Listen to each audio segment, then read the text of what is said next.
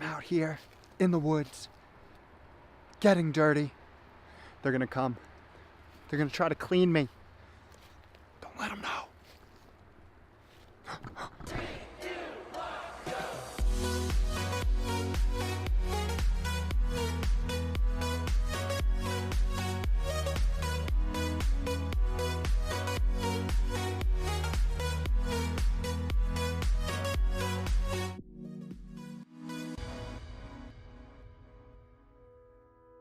Sorry about that before. You know, I just get a little self-conscious when I'm in and around the house and they could hear me and they're gonna try to clean me. Anyway, what's up guys? Kevin from liftimbalance.com here.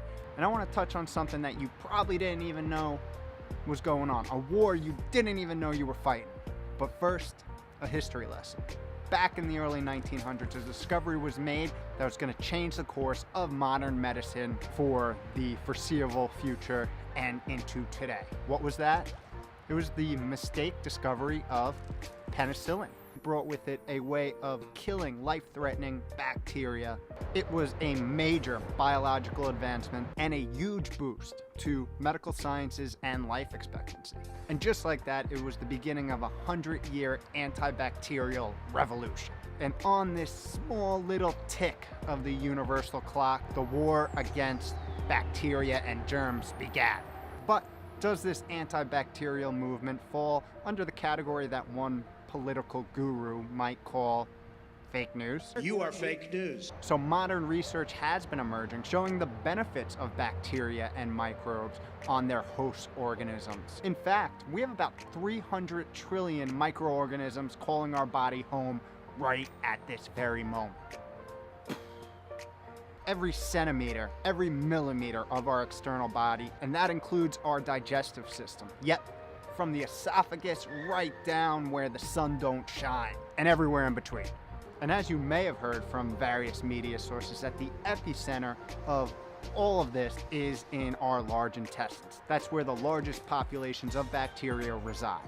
And these bacteria perform essential tasks such as breaking down food that we can't digest and keeping harmful pathogens at bay. They've been linked to regulating mood, preventing disease, and increasing our longevity. And the question becomes, if these bacteria are helping us on all these fronts, why the hell are we engaging in military operations against them? And it starts as far back as growing up. When you're a kid, you're told germs are bad. Wash your hands, be clean, the cleaner the better. Public education and consumer marketing by these large organizations drill this message home before we can even comprehend words. Yet with all these products and cleaning supplies to keep us clean, the prevalence of disease and sickness has never been higher. What gives? Science has a little theory, and it's called the Hygiene Hypothesis.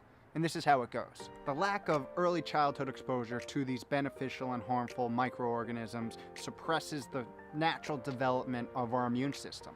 And in particular, it seems to inhibit the establishment of immune tolerance. Basically, by trying to kill and prevent all that microorganism interaction throughout our life, we're actually opening ourselves up for more sickness and disease.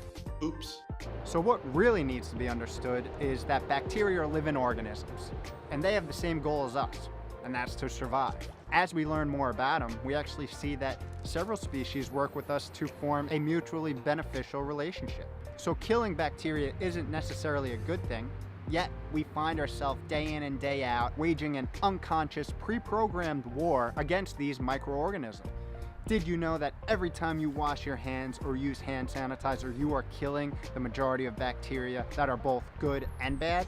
Every time that you take a broad spectrum antibiotic, that you are wiping out a large portion of your gut bugs, breaking down that protective mucus layer that lines the outside of your epithelial cells, and opening up the opportunity for bad bacteria to colonize.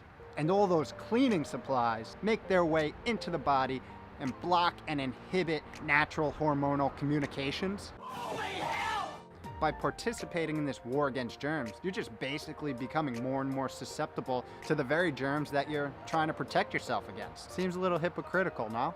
With every pill, with every spray, with every sanitation, you are just feeding the ongoing loop of subpar health. And that's the sad truth. So like in all the other videos, I like to give a little guidance, what's worked for me and what you can do to shore up your front on this war against germs. And I'll keep it simple. First off, eat a healthy diet that promotes the growth of beneficial bacteria. Now, many agree that this is one that is full of fiber because that's what bacteria eat, that's what they ferment, that's how they produce those beneficial metabolites to you, their host. So focus on eating a lot of fruits, veggies that are high in fiber while avoiding those sugar-ridden processed foods that bad bacteria really crave.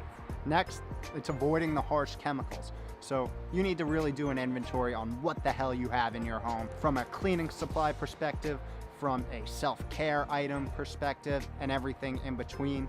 A lot of these contain harsh chemicals. Do your research online. Make sure they are 100% all natural, not derived in labs. Everything you put in you and on you is an investment and will have beneficial or negative effects on your health. Next, get outside. Diversify your microbiome, your bacterial community.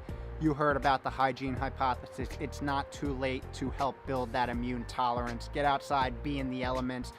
Crazy stat, we spend over 90% of our lives indoors, shielded from the environment that we evolved thousands and thousands and thousands and thousands and thousands of years in. So getting outside and being in the sun, being with nature is extremely beneficial for you and your microbiome. Lastly, make some time to sweat it out.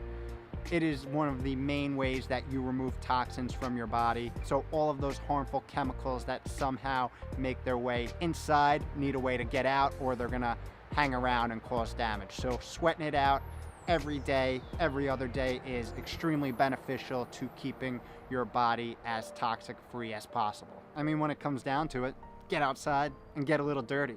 Eat healthy and avoid the habitual urge to continue this war against germs. The goal really shouldn't be to kill potentially harmful bacteria.